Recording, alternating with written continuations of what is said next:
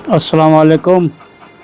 SM Rashid की अदबी दुनिया में हम आपका इस्तकबाल करते हैं। पेश खिदमत है एक नज़्म के खालिक हैं इस्माइल परवास। उन्वान है इब्न सफ़ी की याद में।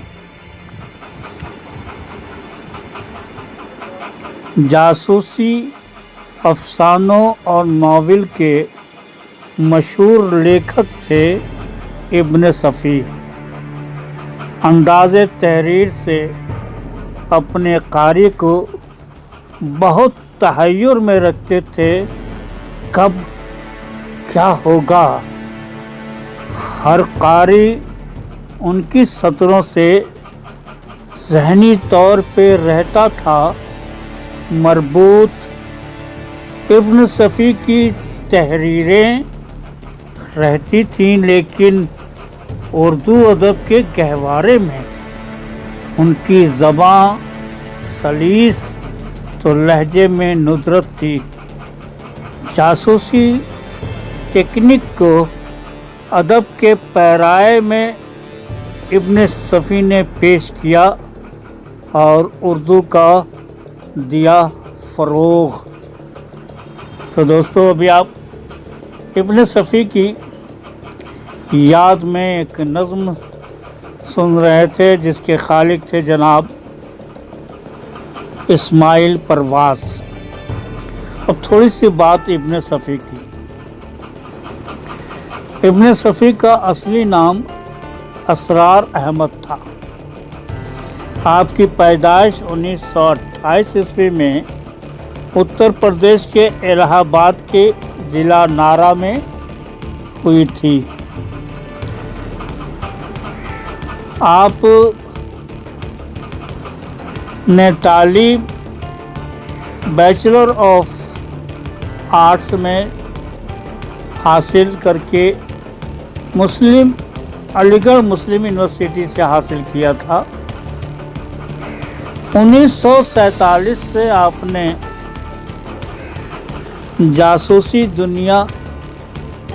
जासूसी नावल लिखने का काम शुरू कर दिया था।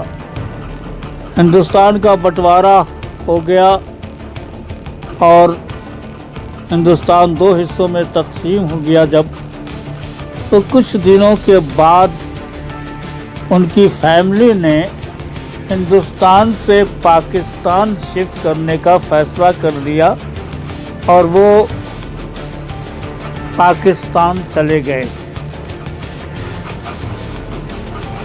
उनकी तमाम फैमिली जो है कराची माइग्रेट हो गई थी और वहाँ उन्होंने इसरार नाम से एक छापा खाना यानी कि प्रिंटिंग प्रेस खोला और अपने ही इस प्रेस में उन्होंने जासूसी दुनिया की इशाअत शुरू कर दी। लेकिन इसकी खूबी ये थी कि जासूसी दुनिया इसरार पब्लिकेशन भी छापती थी और हिंदुस्तान में इलाहाबाद में अब्बास हुसैनी नखत पब्लिकेशन के तौर पर उसकी इशाअत कल हिंदुस्तान में हुआ करती थी और नावल जब तैयार होता था तो एक साथ हिंदुस्तान और पाकिस्तान के क़ारीन के हाथ में होता था। ये सिलसिला कायम रहा और सबसे बड़ी बात ये है दोस्तों कि इब्न सफ़ी का ये बहुत बड़ा एहसान रहा है कि नौजवान तबका, बच्चा बूढ़ा, हर कोई उनका दीवाना था और हर शख्स पहली तारीख को ही मुंतज़िर रहता था कि कैसे जासूसी दुनिया उनके हाथ में आ जाए और फटाफट किताबें ख़रीद करके सब लोग पढ़ा करते थे। नावल का इतना क्रेज़ था, इतनी लोगों की चाहत थी, उसमें अदब भी था। सबसे बड़ी खूबी थी कि उसमें अदब के तमाम लवाज़मात मौजूद थे। तरबिया हो, ट्रेजेडी हो, इंशाइया हो, तंजो मज़ा हो और हैरत करने वाले हालात हों, डर और खौफ पैदा करने वाली सूरत हो, तमाम चीज़ें एक किताब में मौजूद होती थी। कोई मौसीकी नहीं होती थी किताब के अंदर में, अल्फाज होते थे। अल्फाजों के साथ जो उनकी खेल होते थे उससे लोग हैरत ज़दा हो जाते थे, खौफज़दा हो जाते थे, डर का माहौल पैदा होता था और ऐसा लगता था अब न जाने क्या होगा, अब न जाने क्या होगा, किसका खून हो जाएगा, किसका कत्ल हो जाएगा, कैसे इस मामले को सुलझाया जाएगा। जासूसी दुनिया के 3-4 ऐसे किरदार हैं जो हमेशा हमेशा के लिए उन्होंने अमर कर दिए। फरीदी एक ऐसा शख्स जो पूरा ही एकदम ताकतवर है, एक ऐसा ताकतवर है कि वो सारी चीज़ों को बहुत ही आसानी से, बहुत ही खूबसूरती से निपटारा कर सकता है। पूरा विश्वास, लोगों का विश्वास होता था कि फरीदी आएगा तो सारे हालात ठीक हो जाएंगे।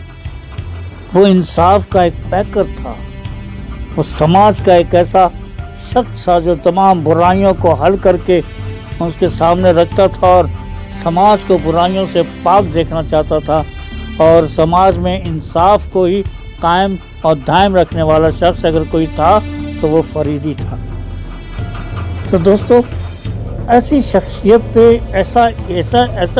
ऐसा इंसान, ऐसा किरदार को पैदा करना बहुत बड़ी बात है। उसके साथ उसका एक साथी हुआ करता था, हमीद, जो एक शौक, चंचल, रोमानी किस्म का इंसान और न जाने वो क्या कब अपने पागलपन में क्या कर देगा, कुछ ठिकाना नहीं, और उसका सारा हल निकालने के लिए जो है वो फरीदी को आना पड़ेगा।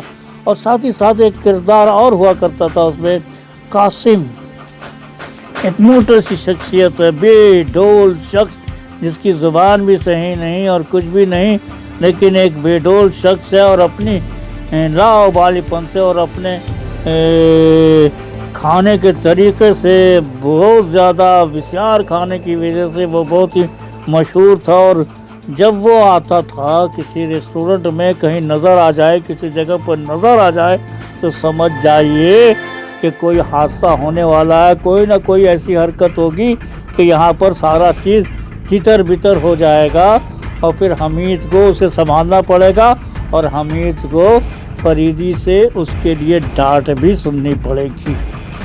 तो दोस्तों, ऐसे ऐसे किरदार, ऐसे ऐसे विलन, ऐसी ऐसी शख्सियतें, ऐसे ऐसे हालात, ऐसी ऐसी कहानियाँ उन्होंने गढ़ी कि पता नहीं चलता था कि ये कहानी, ऐसा लगता था कि सच्ची दुनिया में हम जी रहे हैं। उनका एक और सीरीज़ हुआ करता था, सीरीज़ में इमरान सीरीज़ हुआ करता था। वो लावाली किस्म का इंसान था, चंचल इंसान था, मज़ाहिया इंसान था, अपनी बेवकूफ़ी वाली हरकत से वो ऐसे ऐसे रास्ते बनाता था, ऐसे ऐसे मंजिलें तय करता था, ऐसी ऐसी खोज तलाश कर लेता था कि वो मिनटों में तमाम कहानियों को अपने बेवकूफ़ाना और गैर महज़बाना हरकत से हल कर लेता था, जो हंसी पैदा करता था, कहकहे पैदा करता था और न जाने क्या क्या चीज़ें। तो दोस्तों, इमरान सीरीज़ और फरीदी हमीदी की किताब जासूसी दुनिया उस ज़माने में जितनी मकबूल थी आज भी मकबूल है। और साथ ही साथ एक बात आपको और बताता चलूँ कि जासूसी दुनिया का जहाँ तक ताल्लुक़ है कि उनको बचपन से जासूसी किताबों को पढ़ने का और उनकी जासूसी फ़िल्मों को देखने का, इंग्लिश फ़िल्मों को देखने का उन्हें बहुत शौक़ रहा और बराबर मुस्तकिल देखा करते थे। और साथ ही साथ बहुत बड़े बड़े राइटर्स के बारे में लोग उनसे आके कहते थे कि इब्न सफ़ी साहब, आप उनकी तरह क्यों नहीं लिखते, ऐसे इतने बड़े बड़े इंग्लिश के और दूसरी ज़बानों के जासूसी के राइटर मौजूद हैं, आप उनकी तरह क्यों नहीं लिखते? तो उनका एक ही जवाब हुआ करता था कि भाई उनसे आप ये क्यों नहीं कहते कि वो मेरी तरह क्यों नहीं लिखते हैं? उनको कहिए कि मेरी तरह लिखे। देखिए, मैं जो अपना तरीक़ा है मैं अपने तरीके से लिखता हूँ। तो दोस्तों, इब्न सफ़ी का अपना एक तरीक़ा था और इब्न सफ़ी अपने तरीक़े से जासूसी नावल में पूरे अदब और पूरी जासूसियत उसमें कायम रख कर अपने काम को करते थे। तो दोस्तों, जब मैंने देखा उनकी एक छोटी सी नज़्म जो मैंने आपको सामने पढ़ दी, दरअसल बचपन की वो यादें सामने आ गई। मैं भी बेकरार रहता था कि कब वो नावल आएगा, और मैं जा कर के उस वक्त 8 आना या कुछ ऐसी कीमत हुआ करती थी। जा कर के पहले भाई वो जासूसी दुनिया आई, जासूसी दुनिया, और मतलब पहली तारीख से ही रट शुरू हो जाती थी, लेकिन 1 तारीख से 10 तारीख के अंदर ही वो किताब जो है वो आ जाती थी। और फिर जो है वो समझिए कि एक ही दिन में ख़त्म ही हो जाती थी, और बार बार उसको पढ़ते रहने में भी मज़ा आता था। तो दोस्तों, बहुत बहुत शुक्रिया इस्माइल परवेज़ साहब का कि उन्होंने पुरानी यादों को मेरे लिए ताज़ा किया, और चंद बातें मैंने इब्न सफ़ी की आपके सामने रखी, छोटी सी मुख्तसर सी, लेकिन वो बहुत बड़ी कहानी है। उनके पास बहुत कुछ लिखा जा सकता है, उनके पास बहुत कुछ कहा जा सकता है।